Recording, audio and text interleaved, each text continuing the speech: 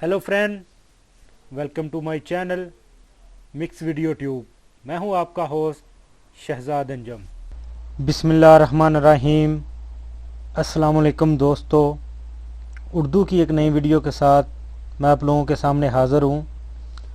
दोस्तों, आज की वीडियो बहुत ज़्यादा ज़रूरी है क्योंकि आज की वीडियो में मैं आप लोगों को बताऊंगा कि जो लोग खरूज जा रहे हैं वो लोग समझ रहे हैं कि हमारे पास 2 महीने का टाइम है और वो 2 महीने इंतज़ार कर रहे हैं या बोल रहे हैं कि हम आखिरी महीने में जाएंगे और आखिरी दिनों में जाएंगे। तो उनके लिए क्या हदायत हैं वो आज मैं तफसील से आपके साथ शेयर करूंगा, क्योंकि मैंने पिछली वीडियो में बताया था कि उनके पास 2 महीने का टाइम है। तो ये बाकी बात ठीक है कि उनके पास 2 महीने का टाइम है।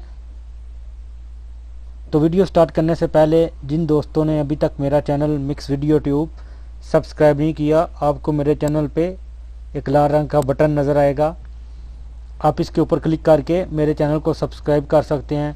इसके साथ ही एक बेल का आइकॉन नज़र आएगा, उसके ऊपर क्लिक करना ना भूलें ताकि मैं जो भी नई वीडियो डालूं उसका नोटिफिकेशन सबसे पहले आप लोगों तक पहुंचे। दोस्तों, दरअसल बात यह है कि जिन लोगों का अभी खरूज लग रहा है, हर आदमी के खरूज में 2 महीने का टाइम है, लेकिन जो लोग हैं वो कह रहे हैं कि हम इंतज़ार कर लें, आखिरी महीने के कुछ दिन 2-4 दिन रहते हों तो हम वापस जाएं।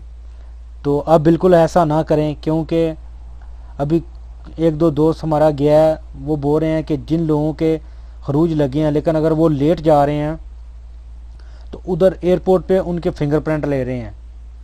तो होगा तो कुछ नहीं, आप बेशक 1 महीने 20 दिन 25 दिन बाद जाएं, आप चले तो जाएंगे, लेकिन अगर आपके उधर एयरपोर्ट पे उन्होंने फिंगरप्रिंट ले लिए तो उससे काफ़ी ज़्यादा मसला हो सकता है अगर आप दोबारा सऊदी अरब आना चाह रहे हैं। क्योंकि जैसे ही आप पाकिस्तान में दोबारा वीज़ा लगवाने के लिए जाएंगे तो आपका उधर वीज़ा इशू नहीं होगा और आपको बहुत ज़्यादा मुश्किलात का सामना करना पड़ेगा, क्योंकि फिर 5 साल तक अगर आपके फिंगरप्रिंट हो गए तो आप सऊदी अरब में दाखिल नहीं हो सकेंगे। तो इससे अच्छा ये है कि जैसे ही आप लोगों का खरूज लगे, जवाज़ात से आपको खरूज लगे, आप उसी टाइम 1-2 दिन या हफ्ते के अंदर अंदर, हफ्ते 10 दिन के अंदर अंदर आप टिकट लें और वापस अपने मुल्क चले जाएं। एक तो बात ये थी, और दूसरे नंबर पे बहुत ज़्यादा लोग सवाल करते हैं जो लीगल हैं, जिनके हकामे या अभी अभी ख़त्म हुए हैं या बाद में कुछ टाइम बाकी है और वो लोग अपने अपने मुल्क वापस जाना चाह रहे हैं। तो वो कहते हैं कि हमें बताएं क्या तरीक़ाकार है, हम कैसे जा सकते हैं या क्या हम जा सकते हैं या नहीं। तो भाई बात यह है कि जो लोग इल्लीगल हैं अभी इस 3 महीनों में उन्हीं को ही भेज रहे हैं, वो भी जिनका हरूफ 19 मार्च के बाद लगा है।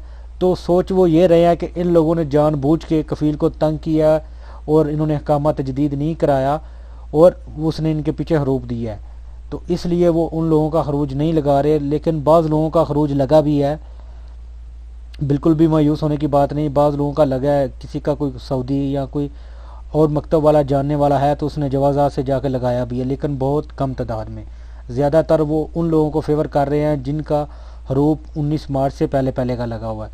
और दोस्तों, अगर आप लोगों की कफ़ील के साथ सेटिंग नहीं बन रही तो आप कह रहे हैं कि हम कैसे जा सकते हैं, उसका एक तरीका तो ये है कि आप मकतब अमल जाएँ, उधर जाके आपको एक शिकायत साल है, उधर शिकायत करनी पड़ेगी।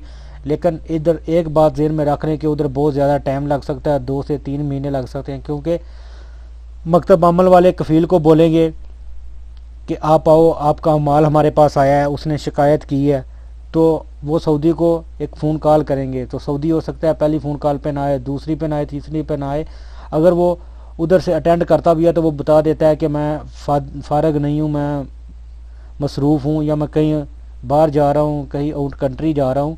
तो इसकी वजह से उधर काफ़ी टाइम लग सकता है। और दूसरा, जैसे ही आपके कफ़ील को पता चलेगा कि मेरे किसी उमाल ने मेरे ऊपर शिकायत की है, तो फिर आपके और कफ़ील के जो तल्लुकात हैं वो और ज़्यादा ख़राब होंगे, जिसकी वजह से वो फिर आपके ऊपर इंटरेस्ट भी नहीं करेगा। तो अच्छी और बेहतर बात यह है कि आप अपने कफ़ील के साथ अंडरस्टैंडिंग करें और उसको बताएं कि मुझे मुश्किल है, मैं जाना चाह रहा हूं, तो वो हो सकता है आपको भेज दे। उम्मीद है वो लाजमी आपको भेजेगा। अगर फिर भी नहीं भेज रहा, आप ये सारी मुश्किलात उठाना चाह रहे हैं, तो आप फिर मकतब अमल से रजू कर सकते हैं।